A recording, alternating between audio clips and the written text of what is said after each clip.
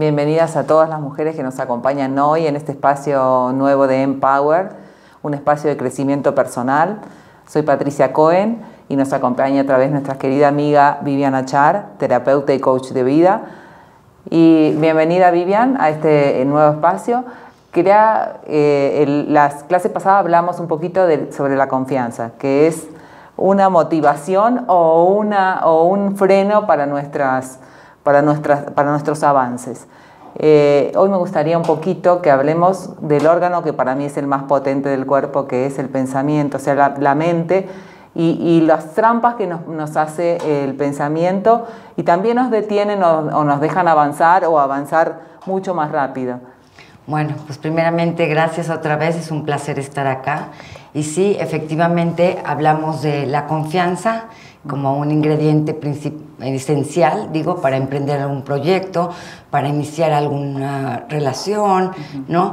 Y también hablamos de las prioridades, ¿no? Cómo podemos jerarquizar. Y sí, realmente es que todo proviene de esta cajita tramposa, ¿no?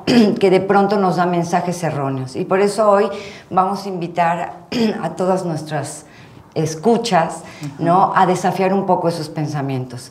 Me gustaría empezar por decir que hace ya bastantes años una psiquiatra joven que estudiaba como casos severos de depresión y angustia, de duda interna, empieza a ver que a través de todas estas investigaciones que hace, no es suficiente pensar que estas depresiones se pueden curar con los antidepresivos o con los medicamentos, ¿no?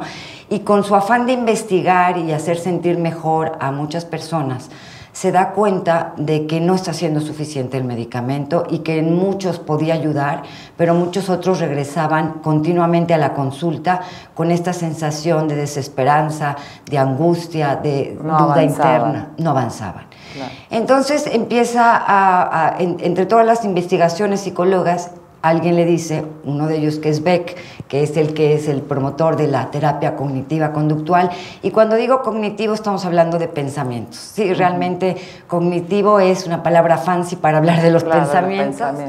Y le dice, ¿por qué no tratas esto en tus casos más severos, ¿no? Y entonces empieza de alguna manera a poner en práctica esta nueva técnica en función de desafiar al pensamiento, ¿no? Y lo que se dan cuenta, y esto no es actual, a lo mejor Buda habló hace 2500 años de ello, o los filósofos griegos, claro, que no es, por la cuestión por la que sufrimos, no es por las circunstancias o no es por lo claro que está pasando. Realmente por el hecho, sino por... sino por la forma en que transcribimos el hecho. Lo vemos. En que lo vemos, en que lo percibimos, en que hacemos esta como interpretación de lo que está pasando.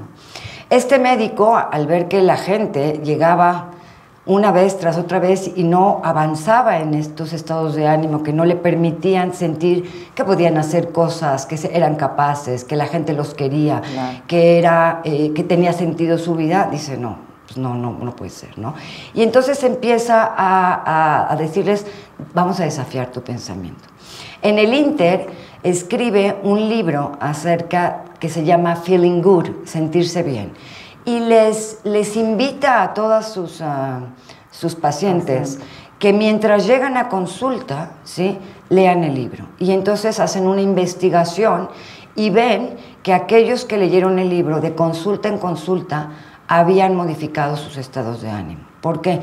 Porque los pensamientos son los que rigen todos nuestras emociones. Las emociones hacen que actuemos de alguna manera. Entonces, el pensamiento todo el tiempo está rigiendo nuestros estados de ánimo. Cuando estamos en un estado de ánimo bajo, nosotros nos mandamos mensajes erróneos que no son reales, ¿sí? Pero que el sistema los reconoce como si fueran reales y empezamos a decir, no valemos nada, soy un fracaso, todo lo hago mal, no me va a salir, nunca lo voy a conseguir, ¿no? Todo ese tipo de pensamientos. Entonces, hoy vamos a hablar de 10 trampas que nos hace el pensamiento, ¿no? De 10 trampas que pueden de alguna manera, o que nosotros podemos de alguna manera observar con curiosidad. Nos podemos reconocer. Sí, para que si prestamos atención, cuando entra un pensamiento, ¿podemos detenerlo? ¿O podemos no dejarlo entrar? Sí, no necesitas escribir. O sea, el chiste es que tú escribas este pensamiento y veas que escribiste, ¿sí? Para que entonces lo puedas desafiar. Porque el sistema, nosotros tenemos más de 70,000 pensamientos al día, ¿te imaginas? Entonces, nosotros necesitamos decidir, ¿no? ¿Cuál de ellos nos hace sufrir? ¿Cuál de ellos nos causa duda interna? Y entonces decir, a ver, espérame, lo desafío, entonces tal vez lo escribo, ¿no? Y lo observo. Es muy curioso porque cuando este psiquiatra empieza a trabajar con este tipo de terapia y de pacientes, en este momento nace su hijo, ¿no? Y nace con deficiencia respiratoria. Entonces él llega al hospital, le dicen, acaba de nacer su hijo, parece que todo está bien, pero está demostrando deficiencia respiratoria. Y entonces él empieza a sentirse ansioso, angustiado, y dice, no, a ver, esto es real, aquí no lo puedo desafiar, esto de que voy a cambiar el pensamiento positivo por uno, digo el negativo por uno positivo, aquí hay un hecho. Y entonces decía, no. Y entonces decide, bueno, ok, lo voy a escribir, ¿no? Y entonces escribe. El primer pensamiento es, mi hijo tendrá deficiencia respiratoria toda la vida. De ese se desdobla un segundo pensamiento que dice, pasará en clínicas toda su vida. De ese se desdobla un tercer pensamiento que dice, entonces la gente me tratará o me verá diferente porque yo tengo un hijo con esta. Y se da cuenta de que dice, no, a ver, voy a escribirlo. Y dijo, a ver, el médico dijo, está teniendo dificultad para respirar. No dijo, tendrá insuficiencia respiratoria para toda la vida. Y empieza a desafiar el pensamiento, y ahorita vamos a mencionar, ¿no? Y se da cuenta que no son reales, que la angustia, ¿no?, le hizo pensar, ¿no? Y su cerebro le hizo esta trampa, ¿no? Y ver un panorama que todavía no estaba aconteciendo y que no era cierto que iba a acontecer, o no era seguro. Así es. Entonces, la primera distorsión del pensamiento es pensar que es todo o nada. O hago todo a la perfección o no lo hago.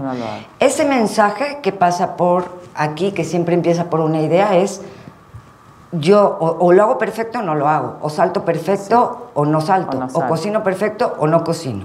Eso nos limita porque no hay grises en medio, ¿no? Es todo o nada. Entonces, tendríamos que ver si hay un todo o nada en ese pensamiento. El segundo pensamiento sería como generalizar excesivamente, es decir, nunca o siempre.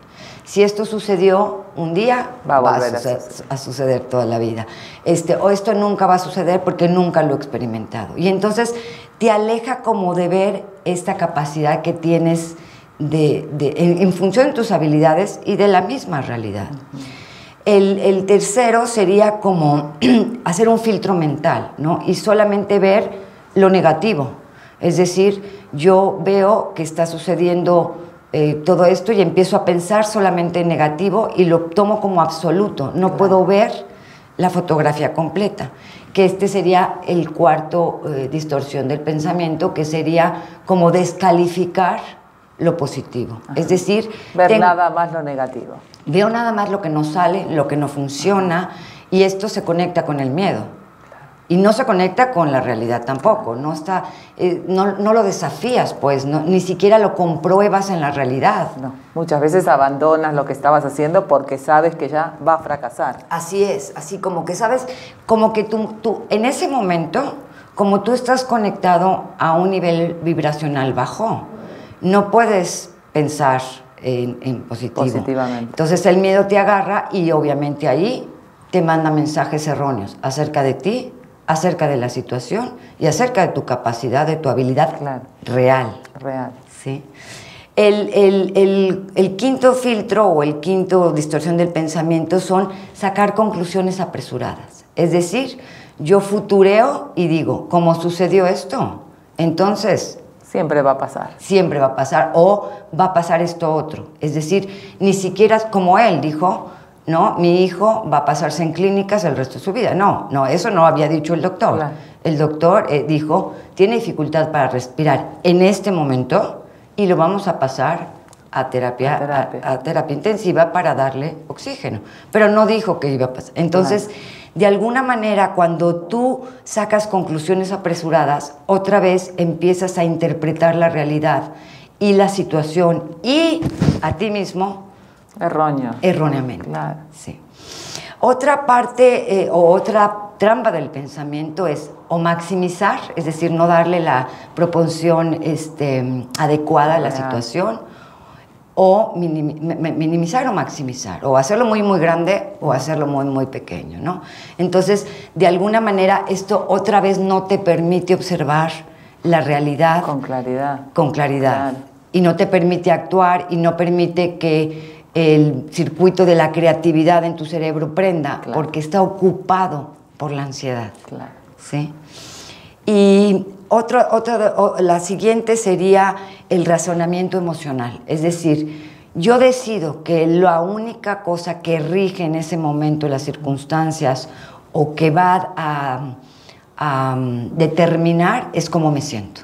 ¿Sí? Entonces yo tomo como ese estado de ánimo como la única determinante para regir la situación o para la única cosa que determina cómo va a ser la situación. Claro. Y yo me puedo sentir hoy un poco más down, un poco más claro, desesperanzada porque recibí una noticia, porque algo sucedió, pero eso no quiere decir que mi emoción sea el que determina cómo va a ir el futuro. El futuro, claro, seguro. Sí. Justamente sobre eso te quería comentar.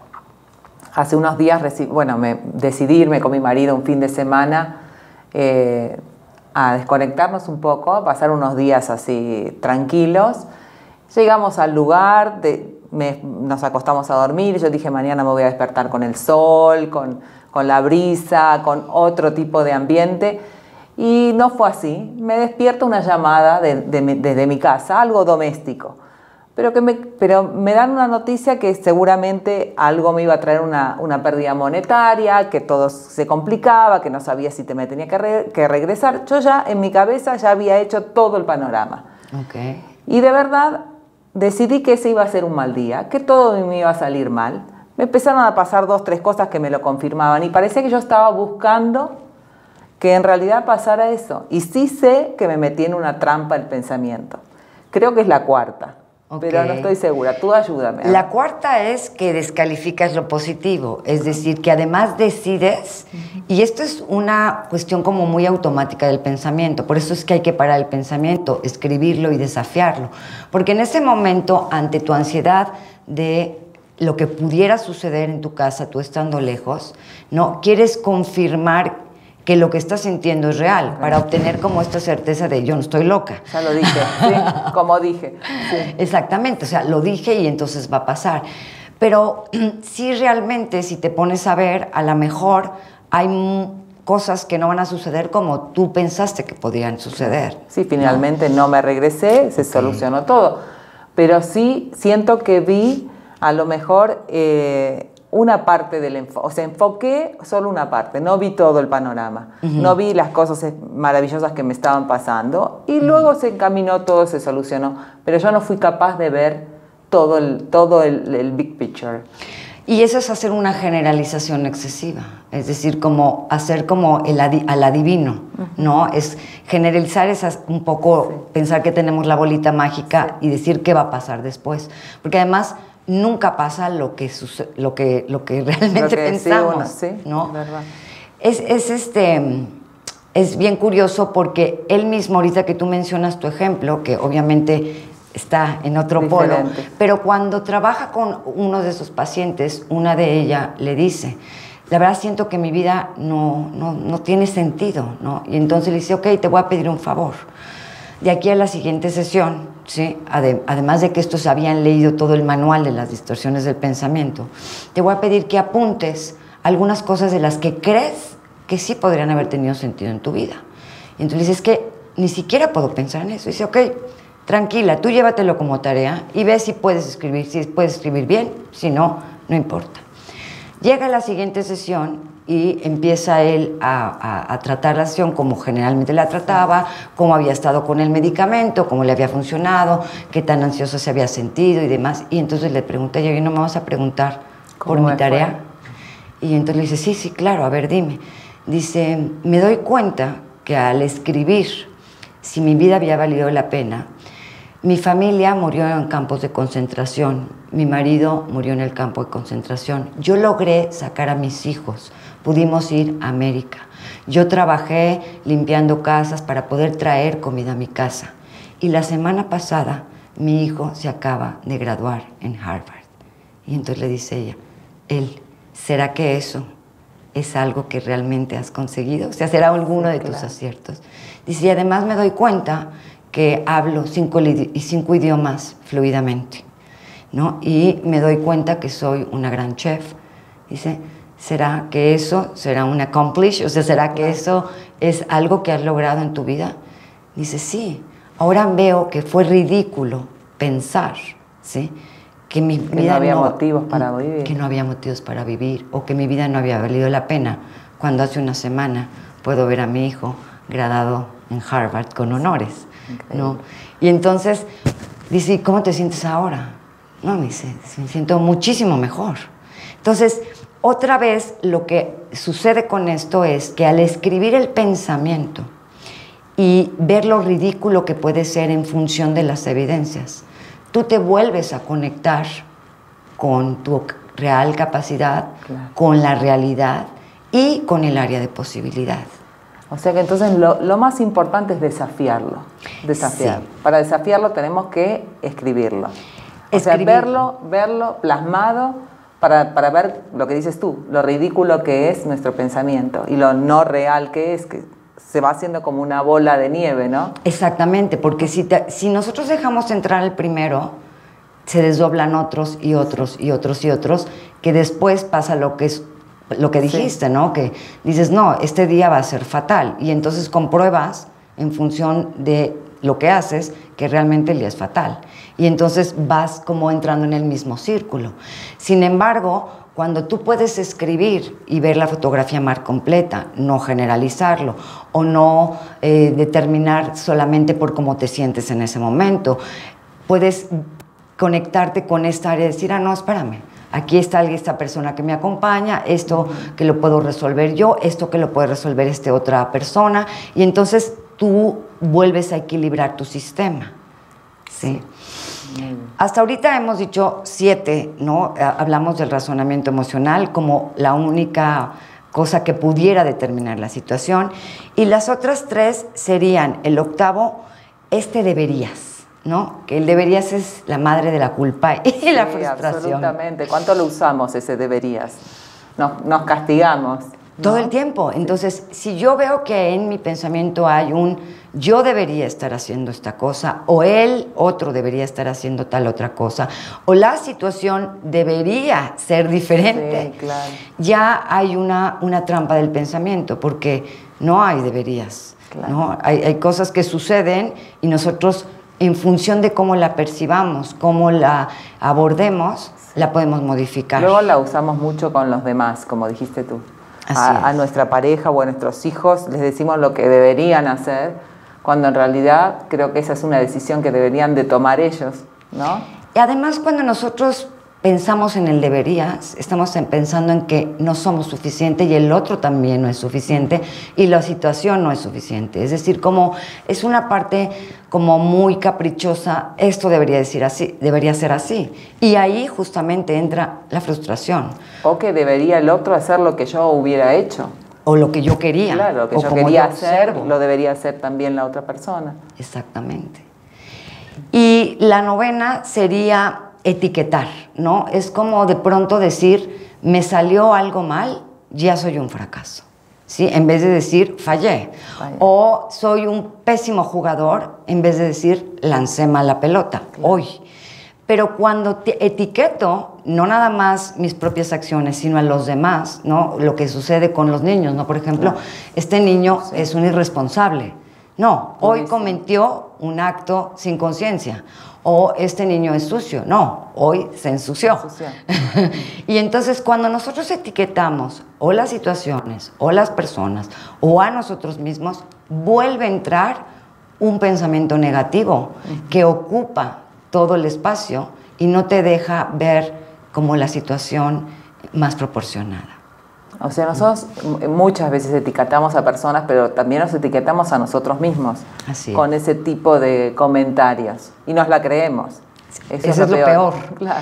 Eso es lo peor. Y sabes que ahorita que dices, no las creemos, él decía, bueno, ¿por qué tanta gente sufre, no? ¿Cómo es que uno puede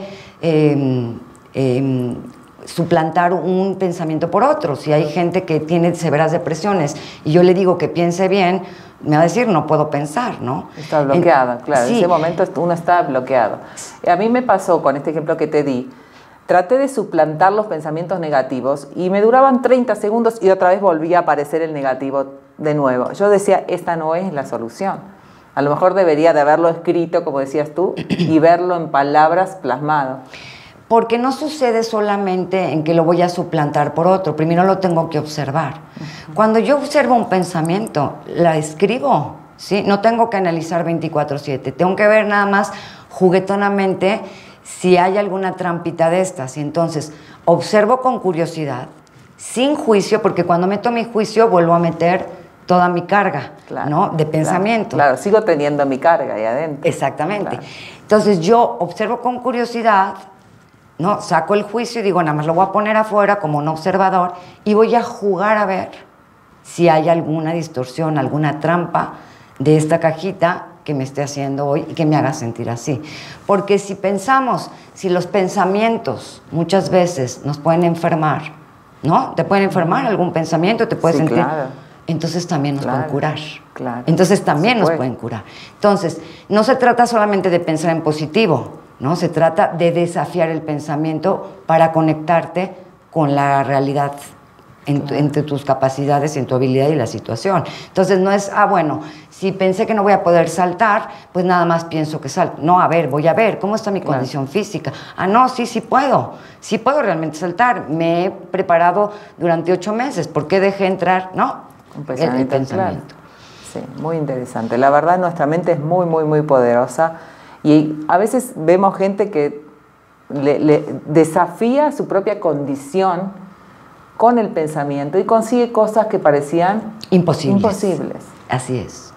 Y otra, la última distorsión es pensar, que eso es muy común, sobre todo en el género femenino, en nuestros roles de madre, que todo depende de nosotros, ¿no? Es como personalizar, ¿no? Es decir, decir que todas las circunstancias dependen de lo que nosotros hagamos, de lo que los resultados. Y los resultados. Que si algo salió mal, seguramente es porque hice algo mal en la educación de mis hijos o no los supe guiar. Siempre nos adjudicamos, así como los éxitos, nos adjudicamos también sus fracasos. Así es, así es. Entonces, cuando yo veo o puedo poner la fotografía en dimensión y no lo hago como personal, pensando que todo depende de mí, de alguna manera vuelvo a poner en equilibrio el pensamiento. Es como una mamá que le llega una nota mal de la escuela de su hijo pequeño y de repente entra el pensamiento y dice,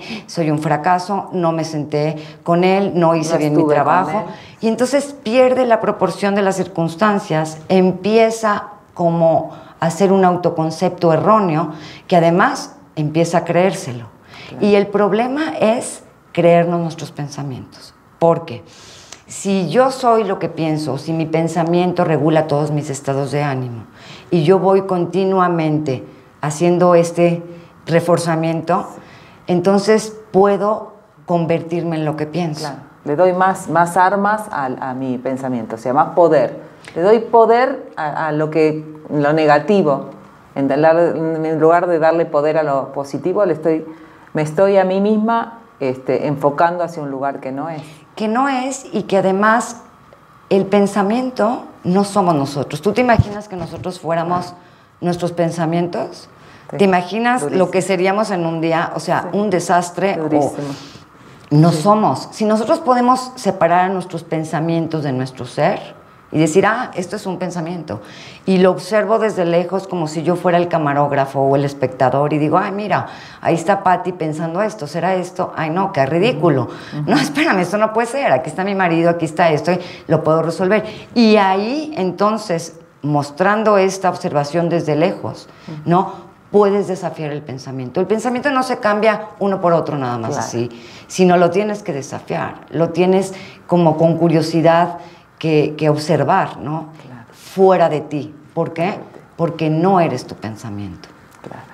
Creo que vas a poner un poquito por escrito todos estos pensamientos y estas trampas del pensamiento para que nosotros podamos, como el libro ese de aquel psicólogo, que podríamos desafiarlos y primero reconocerlos, ¿no? Y luego desafiarlos. Me gustaría que esta semana trabajar un poquito en todos estos pensamientos para tratar de reconocerlos. Nosotros que todavía no estábamos enterados de esto y nos acabamos de enterar, un poquito viendo lo que has puesto en la pantalla y reconocer y sentarnos a escribir, trabajar un poquito sobre eso.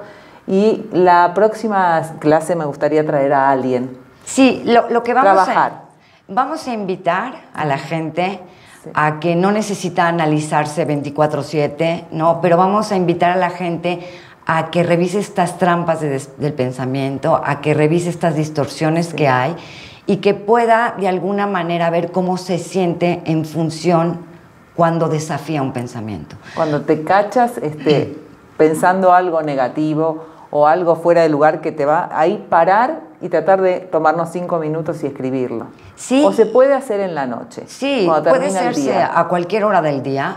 Lo importante es que tú seas consciente qué sucede en tu estado de ánimo a la hora en que tú empiezas a desafiar el pensamiento. O sea, que estés en contacto con tu cuerpo y digas, no, espérame, sí, fulanito me puede ayudar, no, sí, aquí hay posibilidad, esto no es tan grave. O sea, lo desafías, ¿no? Y de alguna manera como que consigues centrarte en algo mucho más real. Cada vez que tú repitas esto con un pensamiento, vas a ir metiendo una memoria nueva a tu circuito cerebral. Y entonces, en vez de entrar en automático siempre a pensar lo que el cerebro está acostumbrado a pensar, tú le vas a poner una pausa, lo vas a observar sin juzgarlo y de esa forma vas a poder ver cómo te estás sintiendo y qué haces con lo que sientes. Porque como mencionamos en un principio, nuestros estados emocionales van a regir nuestras acciones y van a ser nuestro lente de cómo vemos la vida y cómo vemos las personas y las situaciones. Mientras yo pueda tener un estado de ánimo que me permita conectarme con una fotografía más equilibrada, voy a poder ver muchísimas posibilidades. Y el panorama más amplio. Sí. O sea, lo que tratamos es de ver todo el panorama, de no centrarnos en las cosas y catalogarlas y etiquetarlas. Yo, por mi parte, voy a hacer mi tarea. Voy esta semana a tratar de cachar esos pensamientos que se meten y no dejarlos entrar. Voy a analizarlos primero. Pues invitamos a todos a que hagan lo mismo, porque se van a sorprender cómo cambian sus estados de ánimo, se van a sorprender de cómo pueden conectarse con sus habilidades, con las habilidades de otros, inclusive con el agradecimiento. Claro. Y van a poder ver cómo si hay muchas cosas que este pensamiento nos está mandando equivocadamente. Claro, ver un poquito más todo lo bueno, lo positivo, con gratitud, como dijimos que es tan importante agradecer, ver las cosas positivas y ver lo bendecidas que somos como mujeres, como personas, hasta dónde podemos llegar. Si vemos la pintura completa y la situación en la que estamos atravesando, que no es tan negativa como a veces lo vemos. Así es. Te agradezco muchísimo, Vivian, como siempre súper esclarecedor y bueno, vamos a seguir platicando un poquito más de estos temas la próxima. Bienvenida otra vez y a todas bienvenidas, las esperamos en la siguiente cápsula de Empower.